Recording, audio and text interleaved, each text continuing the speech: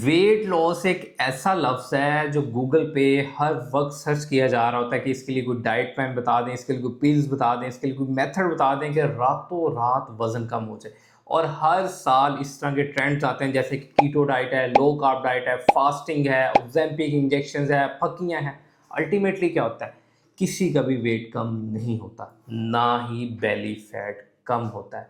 इसकी रीज़न्स क्या हैं, क्यों हम लोग शॉर्टकट के पीछे भागते हैं और एट द एंड डिसपॉइंटेड हो जाते हैं।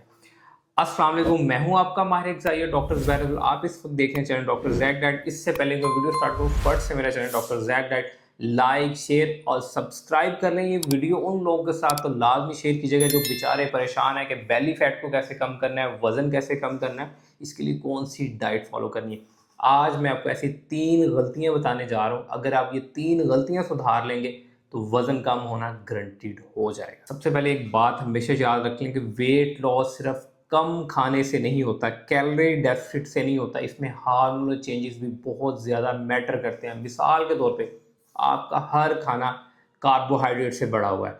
अगर आपका हर खाना कार्बोहाइड्रेट से भरा हुआ है तो हर 1 घंटे बाद आप अपनी बॉडी को इंसुलिन स्पाइक्स दे रहे हैं। अगर आपकी बॉडी हर वक्त हाई इंसुलिन में रह रही है, हाइपर इंसुलिनीमिया हो रहा है, तो इस मीन डैट कि आपकी बॉडी फैट स्टोरेज मोड पे है, फैट लॉस मोड के ऊपर ही नहीं है। इसी तरह अगर आपकी रात की नींद जो है सिर्फ 5 से 6 घंटे की है, तो इस मीन डैट कि पूरी रात आपका कॉर्टिसोल हाई है। जब आपका कॉर्टिसोल हाई है तो इस मीन डैट कि बॉडी फैट स्टोरेज मोड पे है, बॉडी फैट लॉस मोड के ऊपर नहीं है। हाँ, अगर इसके साथ साथ आप कैलोरी सरप्लस में खाना खा रहे हैं और टका के कार्बोहाइड्रेट खा रहे हैं तो फिर भी डेफिनेटली बात है कि आपकी बॉडी फैट स्टोरेज मोड में रहेगी, फैट लॉस मोड में नहीं रहेगी। अब कौन सी ऐसी गलतियां हैं जो आपकी बॉडी को हर वक्त फैट स्टोरेज मोड पे रखती हैं और फैट लॉस मोड पे नहीं आने देती, वो आप डिटेल के साथ डिस्कस कर लेते, इसलिए कॉपी पेंसिल उठा लें ताकि आपको समझ आ सके कि बेली फैट को कैसे कम करना है और वजन को कैसे कम करना है। कैलोरी डेफिसिट का मतलब ये नहीं होता कि उसमें सिर्फ रोटी, चावल, बेकरी प्रोडक्ट, फ्रूट्स को भर दिया जाए।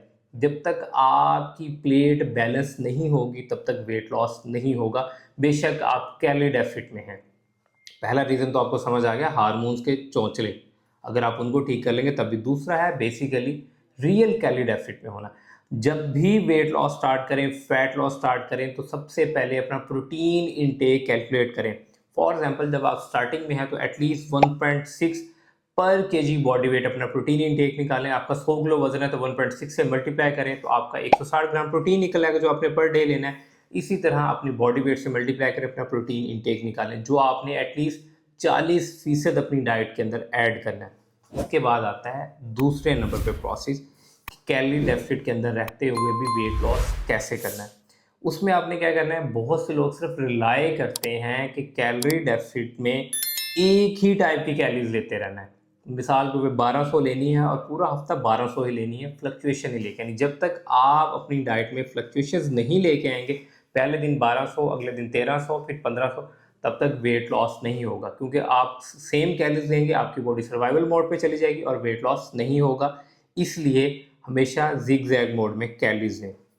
अच्छा, अब इसके बाद आता है कैलोरीज को कैलकुलेट ही नहीं किया जाता। अब बहुत से लोग डेफिसिट में होते हुए भी मेंटेनेंस में होते हैं। मिसाल के तौर पे रोटी उन्होंने कैलकुलेट नहीं की, डाइट प्लान में उनको चाहिए 60 ग्राम की रोटी और उस बंदे ने क्या किया कि उसके जगह 100 ग्राम की रोटी खा ली। वही कार्बोहाइड्रेट है तो इंसुलिन स्पाइक देंगे, कार्बोहाइड्रेट लोड बढ़ेगा और carbohydrate ultimately as a fat में जाके स्टोर होना शुरू हो जाएंगे।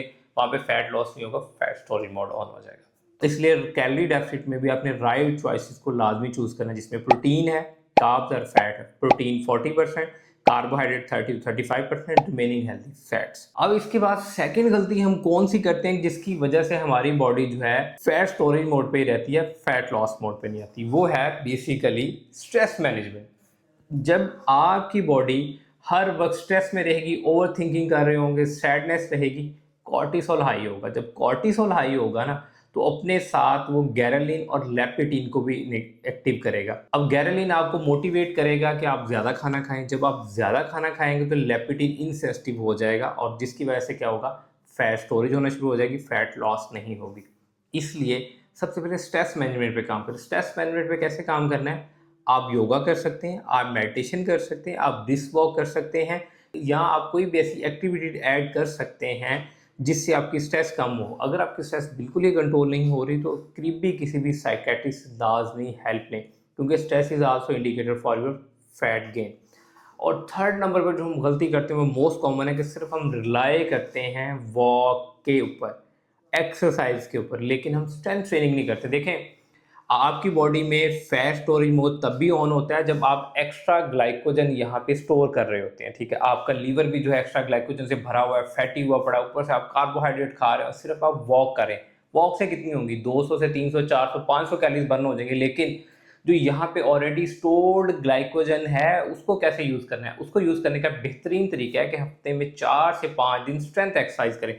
जब आप स्ट्रेंथ एक्सरसाइज करेंगे ना, जो ऑलरेडी स्टोर्ड ग्लूकोज है या स्टोर्ड ग्लाइकोजन है वो कम हो जाएगा और मसल बिल्ड होना शुरू होगा। जब मसल बिल्ड होना शुरू होगा तो बॉडी फैट परसेंटेज कम होना शुरू हो जाएगी। इसलिए जब भी वेट लॉस स्टार्ट करें, फैट लॉस स्टार्ट करें, स्ट्रेंथ ट्रेनिंग को कोर पार्ट बनाएं अपनी डाइट का, तब जाके आपको रिजल्ट्स मिलेंगे। जैसे कि मैंने आपको तीनों गलतियां बताई हैं, अगर आप तीनों गलतियों को सुधार लें, आपका फैट लॉस भी होगा, आपका वेट लॉस भी होगा, और इसके साथ साथ आप खुद को लाइटन अप और ईजी भी फील करेंगे।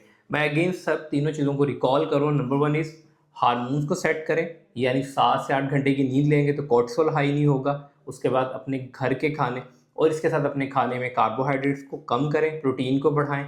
नंबर 3 पे जो है अपनी स्ट्रेस को मैनेज करें। नंबर 4 पे स्ट्रेंथ एक्सरसाइज को ऐड करें। अगर ये सारी चीज़ें आप सेट कर लेते हो तो डेफिनेटली बात है आपको रिजल्ट्स भी मिलेंगे।